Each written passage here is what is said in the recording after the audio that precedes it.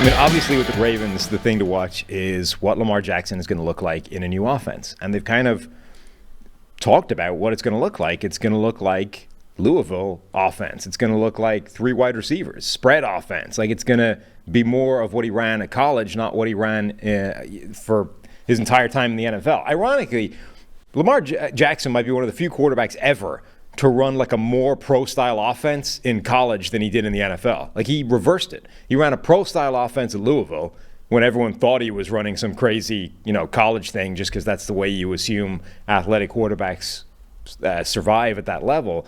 And then when he got to the NFL, they actually built like a custom, bespoke, weird offense to suit his skill set. It's the exact opposite of the way it usually works. So all this sort of hand-wringing of, can Lamar function in a real NFL offense? I mean, he was doing that at Louisville. I don't think it's a real NFL. I mean, it's just right now it's just going to be a new offense. There was definitely a point. Look, it's going to be a lot closer to most other offenses than everything he's been doing so far. Yeah, I mean, I think there was definitely a point in the Greg Roman era where it felt like more spread to run made sense. Right, Greg Roman would, it was multiple tight ends and fullbacks running around Patrick Ricard and all sorts of orbit motion and all these different things. And it always felt like the next iteration for that offense would be, hey, what if they spread to run a little bit more? And you actually don't have to be as good at the point of attack because now you've got even more running lanes. So I think we'll still see plenty of Lamar Jackson running like he did in Louisville, right? He had 75% of his rushing yards in college were on design runs. So again, we had to remind everybody coming out, Lamar Jackson's not just back there running around trying to, make plays. He's a pass-first quarterback on passing plays who, when they call a design run, is an absolute force. So I think the Ravens will be able to find that balance. And then offensively, what happens with the receivers? So Rashad Bateman coming off of injury, heading into year 3. Zay Flowers drafted in the first round. And, of course, Odell Beckham Jr. Is this the best receiving core that the Ravens have? If you go back to the PFF archives, was it like 2 years ago? Maybe early 2021, there was a point where Bateman was there, Marquise Brown was there, and was it Sammy Watkins at the time? It felt like their best group at the time, early in the season, and then injuries hit and it just didn't work. But this looks like, on paper, could be the best receiving core that Lamar's ever had. Yeah, I mean, should be, really, given the level that it's been at previously. You've also got what happens to a guy like Isaiah Likely now that they're going to be running fewer 2 tight end, 3 tight end formations and more 11 personnel. Do we just kind of convert him into a big slot? Does he end up getting a similar role to Dalton Kincaid potentially in Buffalo, where we just say, like, the line now between a move tight end and a slot receiver has essentially been erased, and you're just going to take that role for us? What Zay Flowers does year 1 is going to be fascinating. You and I were both lower on him than a lot of people, but there were people out there that thought Zay Flowers was the best wide receiver in this class. I think that's kind of crazy, but the reports in camp have been phenomenal.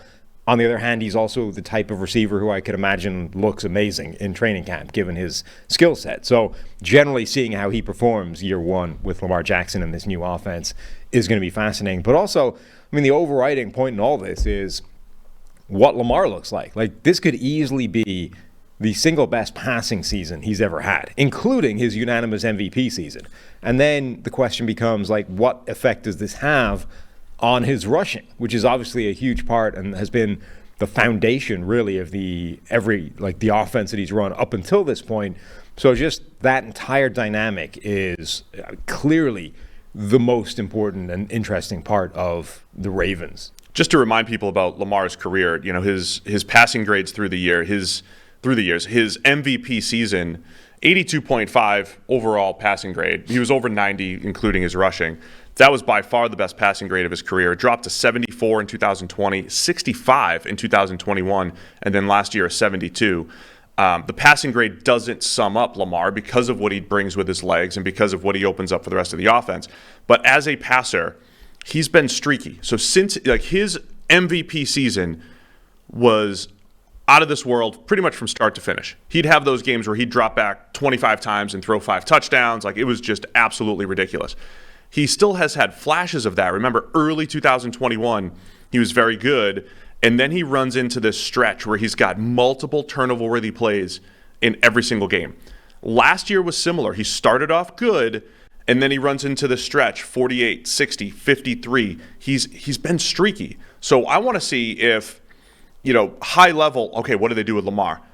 I think on a week-to-week basis, do we see more consistency? We haven't seen Lamar put together just not just a full season of health, but a full season of consistent play since the MVP year of 2019. So I want to see if the new offense helps with that. Offensive line, I think, looks solid all across the board. Remember the great Morgan Moses, who they signed? Really great. $5 million a year. Mm-hmm. This is why I like what the Ravens do a lot of the time. Number 3 in PFF WAR, most valuable tackle last year at $5 million, a guy that was just the afterthought, post-free agency signing. Those are the types of moves, once Lamar's healthy and on the field, those are the types of moves that make the Ravens such a good organization. So the O-line looks solid. Question at left guard, solid across the board there. I think the offense will be good. Running back-wise, can J.K. Dobbins stay healthy? When he's out there, he is an explosive playmaker, but even in camp right now, he's not seeing the field. Yeah, they signed Melvin Gordon as well, which is a fascinating pickup for Baltimore. Like, Melvin Gordon's had a weird career generally. When he wasn't necessarily performing particularly well, he was grading very well. And then when he was performing quite well, he wasn't grading that well. But now, he goes to this Ravens offense, which previously had been one of those cheat code offenses for running back production. Does that still remain the case with this new kind of further, like 11 personnel style of offense? And does it actually, maybe it doesn't increase it, but does it actually maintain that level? Because theoretically, spreading the ball out horizontally or spreading defenses out horizontally is a really good way of generating running success. Like, that's a good thing conceptually.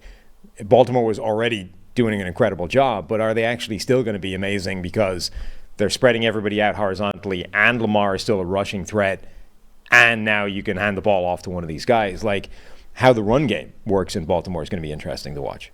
My take is I think we're going to see similar results. Lamar Jackson will be very good. The running backs will get their high yards per carry. The O-line will look pretty good. And then the X factor will be the receivers.